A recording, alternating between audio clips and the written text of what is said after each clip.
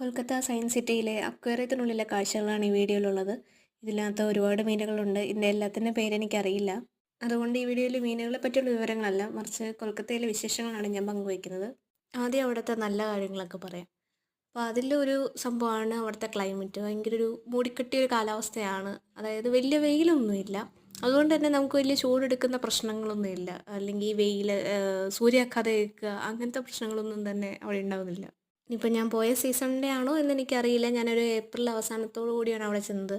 അപ്പോൾ ഇനി അതുകൊണ്ടായിരിക്കുമോ അങ്ങനെ ഒരു കാലാവസ്ഥ എന്ന് എനിക്കറിയില്ല. പക്ഷെ ചെന്ന ആ ഒരു 4, 5, 6 ദിവസത്തോളം ഞങ്ങളവിടെ സ്റ്റേ ചെയ്തിരുന്നു. പക്ഷേ ആ ടൈമിലൊന്നും ഇതിൽ നിന്ന് വളരെ വ്യത്യസ്തമായ ഒരു കാലാവസ്ഥ അവിടെ ഉണ്ടായിരുന്നില്ല. പിന്നെ അവിടെ ഒരു സ്പെഷ്യാലിറ്റി എന്ന് പറയാൻ പറ്റുമെന്നറിയില്ല. അവിടെ കാക്കകൾ അധികം അങ്ങനെ കണ്ടിട്ടില്ല. നമ്മുടെ ഇവിടെ സ്ട്രീറ്റുകളിലാണെങ്കിൽ പോലും എന്തെങ്കിലും ഭക്ഷ്യവസ്തുക്കൾ പുറത്തിട്ട് കഴിഞ്ഞാൽ അത് കൊത്തിവലിച്ചെടുക്കാൻ അങ്ങനെ ഒരേ സമയം നല്ലതും അതേപോലെ തന്നെ ദോഷകരമായ രീതിയിൽ കാക്കകൾക്ക് ഇവിടെ ഒരു നല്ലൊരു പ്രാധാന്യമുണ്ടല്ലോ. പക്ഷേ ആ സംഭവം അവിടെ ഇല്ല. ഒന്ന് കുറച്ച് കാക്കകളെ ഞങ്ങൾ ആ ഒരു 6 ദിവസം നിന്നിട്ട് പോലും കണ്ടിട്ടുള്ളൂ. ഒരു 10, 20 താഴെ കാക്കകളെന്നൊക്കെ വേണേൽ പറയാം. നമ്മുടെ അത്രയും കാക്കകൾ അവിടെ ഇല്ല. പിന്നെ അവിടെ ഏറ്റവും നല്ലൊരു കാര്യമായിട്ട് എനിക്ക് തോന്നിയത് അത് അവിടുത്തെ ഒരു പക്ഷേ സീസണിൻ്റെ ആയിരിക്കാം. നമ്മുടെ നാട്ടിൽ അങ്ങനെയാണല്ലോ. അതായത് അവിടെ രാവിലെ നേരം വെളുക്കുന്ന, അതായത് ഈ പറയുന്ന സൂര്യൻ ഉദിക്കുന്ന സമയം എന്ന് പറഞ്ഞാൽ ഏകദേശം ഒരു 5 മണി 5:15 കൂടി. അപ്പോൾ തന്നെ വെട്ടം നന്നായിട്ട് ആയി തുടങ്ങും. പിന്നെ ഒരു 7, 8 മണിയാകുമ്പോൾ നമുക്കിവിടെ നാട്ടിലൊരു 10, 11 മണിയാകുമ്പോൾ ഉള്ള ഒരു ഫീലില്ല. അതാണ് ആ ഒരു സമയത്ത് അവിടെ.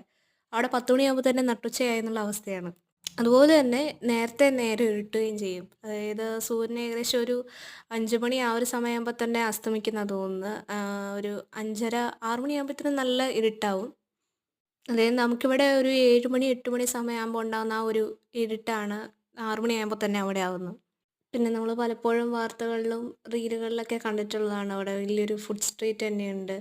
അപ്പോൾ അങ്ങനെ ഒരു സ്ട്രീറ്റ് ഫുഡിന് നമുക്ക് ഇവിടെ ക്ഷാമമില്ല. അല്ലെങ്കിൽ ഫുഡ് കിട്ടാതെ അവിടെ ആരും തട്ടിപ്പോകുമെന്ന് എനിക്ക് തോന്നുന്നില്ല. കാരണം ഓരോ കുടയ്ക്ക് കീഴിലും ഓരോരോ ചെറിയ തട്ടുകട പോലെയാണ്. ഈ നടക്കുന്ന വഴി ഉണ്ടല്ലോ. അതായത് റോഡിൽ നിന്ന് മാറിയിട്ടുള്ള വാക്ക് വേ ഉള്ള ആ ഓരോ വാക്ക് വേയിലും അവർ ഓരോ കുട കെട്ടി അതിൻ്റെ അടിയിൽ തട്ടുകട അല്ലെങ്കിൽ എന്തെങ്കിലും ഒരു ഫുഡിൻ്റെ ഒരു സംഭവം റെഡിയാക്കിയിട്ടുണ്ടാവും. സോ അതുകൊണ്ട് ഫുഡ് അവിടെ നല്ല അവൈലബിൾ ആണെന്നാണ് എനിക്ക് തോന്നുന്നത്. ഇതുകൊണ്ടൊന്നും നല്ലത് തീർന്നൊന്നുമല്ല. ഇനിയുള്ള കാര്യങ്ങൾ മറ്റൊരു വീഡിയോയിൽ പറയാമെന്ന് വിചാരിക്കുന്നു. കുറേ കാര്യങ്ങൾ പറയാനുണ്ട്. അവിടുത്തെ ഹോസ്പിറ്റാലിറ്റിയും പിന്നെ ഈ പറയുന്ന ഫുഡ്, ഏതൊക്കെ ഐറ്റം അങ്ങനെയുള്ള ഞാൻ എക്സ്പ്ലോർ ചെയ്തത് മാത്രം. പിന്നെ അങ്ങനെ കുറേ കാര്യങ്ങൾ കൊൽക്കത്തയെ ബന്ധപ്പെട്ട് എനിക്ക് അനുഭവപ്പെട്ട എൻ്റെ അനുഭവങ്ങളും ഞാൻ കണ്ട കാഴ്ചകളും എല്ലാം പങ്കുവെക്കണമെന്നുണ്ട്. അത് ഞാൻ പിന്നീട് ഒരു വീഡിയോ ആയിട്ട് പറയുന്നതായിരിക്കും.